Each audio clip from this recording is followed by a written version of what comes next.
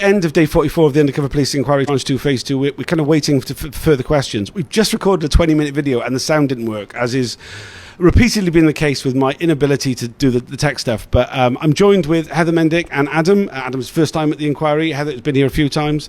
What have you made of the evidence of HN109? It's been really frustrating today because, so my feeling was yesterday, I did a video with you at the end of the day yesterday, I was a little bit maybe naive, or maybe just seeing that he was maybe saying some truth. And I feel like that's just totally reversed today. Like the day started with a closed hearing in which he explained to John Mitting, our illustrious chair, like why he was so reluctant to take part in the earlier inquiries. It's almost like he listened to our video, you know. And apparently John Mitting came on the thing after on the loudspeaker and said, "Don't worry, I've listened. It's a totally good explanation, and don't worry about it." And it's like it's really patronising and really annoying because, yeah, we don't get to hear that explanation, and it feels like it's a kind of cover up. And all the way through, it's felt like it's been him covering up. So he's been like doing longer pauses in his answers. Often, you know, when she asks something, he'll kind of be like thinking for ages, and it feels like he's been rehearsed overnight basically and practiced, and all the little bits of truth that might have been leaking out, the little revelations that came out yesterday, he's trying to close them down and make sure no other ones get out. So yeah, Adam, what did you make of it? It's left me with a lot of questions, specifically when he started to cry. It's very difficult to know, especially without being able to see him, and how that emotion built up over the preceding questions. Was he crying for himself, or was he crying for the people who he had a duty to protect and instead allowed to get hurt? And also, he was hired specifically because there were issues with the unit, and he was supposed to be the brush that cleaned that.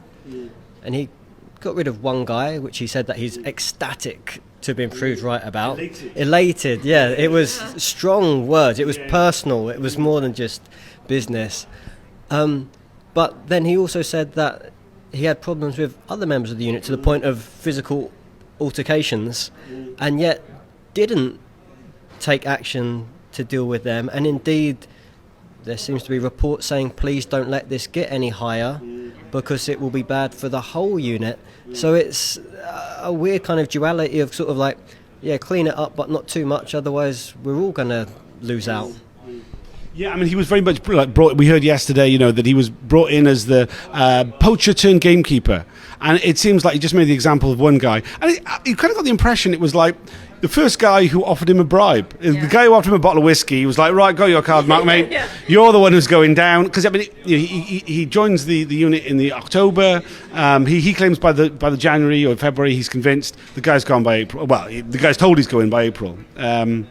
Yeah, I mean, I think the stuff on Stefan Scutt was probably the area we've kind of got the most insight, because it obviously didn't involve any sort of activists, and we actually kind of got a look into kind of what was going on to a certain extent there.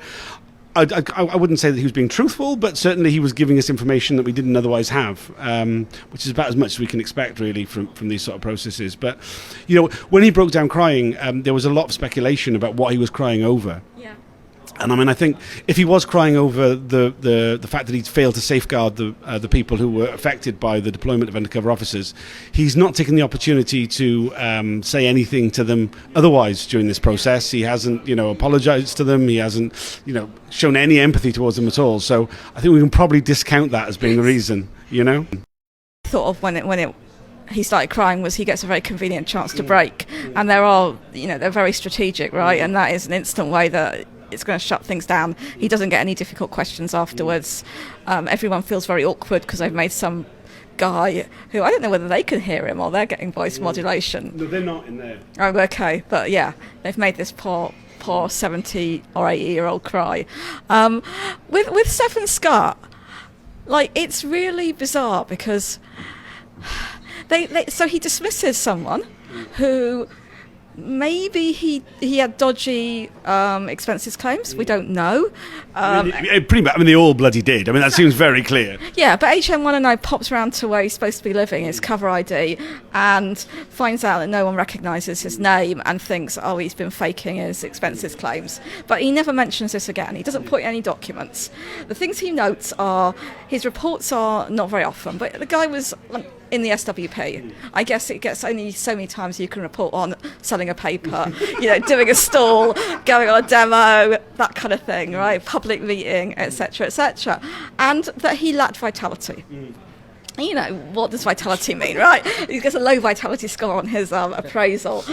So the guy they dismiss as, terrible, doesn't sound that terrible, right? And what you've got alongside that is guys who are, attacking you in the pub, who are threatening their manager, who are having sex with multiple activists, deceiving people, giving away privileged legal information.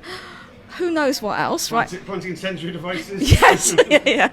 And somehow that is not an issue, and it's it is ridiculous. It's untenable that is the one thing that he does in cleaning up the unit. It's just I don't know how he makes sense of this. Actually, I really don't. And the strong words he uses, do you say devious? He really makes him sound manipulative. Which actually sounds like all of his colleagues. So. The one guy who you fire with this reasoning, it seems to me also the reason you hired him. Yes. Yeah. Or not him personally. He's a Spycop. Yeah. He's going to be manipulative, right? That's what he's being paid for. Yeah. And so one idea that I threw out there was, if he's crying and it was for the victims, as you said, then he should just come out and say, I'm really sorry, we should have done X, Y and Z, and he hasn't. So what is the motivation for those tears? Let's be sporting and say it's not just to buy time or to get a break. What if it's for his own career? So he's gone back to a place he's already worked, which is difficult. He's then got rid of someone which has caused problems in the unit to the point that he's been gently pushed, positively nudged, whatever word it was that he used. And then the person who's come in to be his manager is a good mate of the guy who he's fired. So perhaps this has completely derailed his career in the police force, and he's crying out of that frustration and impotence and rage that I was brought in here to do a job, I did what you told me, and you've sidelined me. And yeah, he could be sitting there now looking at his pension going, there could be an extra few £1,000 on this, and there isn't because of this unit.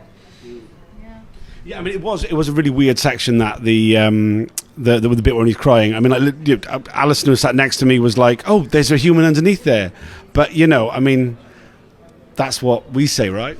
Yeah, because we're compassionate people and we're judging them by our own standards. Whereas if we were the kind of devious people that they describe themselves as, or their colleagues as, maybe we would be thinking about this in a completely different way. Which has actually been hard for me as an observer from home the whole time. Is, am I giving them too much credit? Are these people at best institutionalized, at worst narcissists, sociopaths? I don't know. Yeah. I mean, if it was you who was being questioned by a police officer and you started crying, how do you think that would go? They would put their foot even harder on my throat and really get the answers that they're looking for. I wouldn't get a 10-minute break and then sort of a change of subject when we come back. Yeah, incredibly frustrating, that change of subject. I mean, we're about to hear some further questions. Hopefully that lots that he managed to get out between tears of what his regret was about will be addressed here. We don't know. We'll wait and see. I noticed all the lawyers are back lining up. I presume we're about to be starting again. Is there anything else you want to add before we go? I think, as Adam has demonstrated, it's very easy to just pop along here, come down here, if you're in town or if you just feel like you want to see what it's like. And I would recommend it. It's really nice to have, rather than watching it, it's nice to have people to talk to about it, to make sense of it. And it's good to kind of get the understanding of how the processes work. What happens when the YouTube video suddenly says broadcast suspended. You'll learn all that kind of stuff here, and you'll learn how public inquiry works much more than I could through YouTube. So I definitely recommend it if you can. Adam, do you want to add anything? Thanks so much for your coverage. I probably wouldn't have come today without your tweets, so thank you. Thank you for coming, man. Please come on down. Yeah, listen to these people. Come on down. You too could end up in these seats and be messed around with my inability to use the technology properly. So, yeah, thanks for joining. Hopefully we'll get these further questions. I'll do another update if I get a chance. Cheers for now.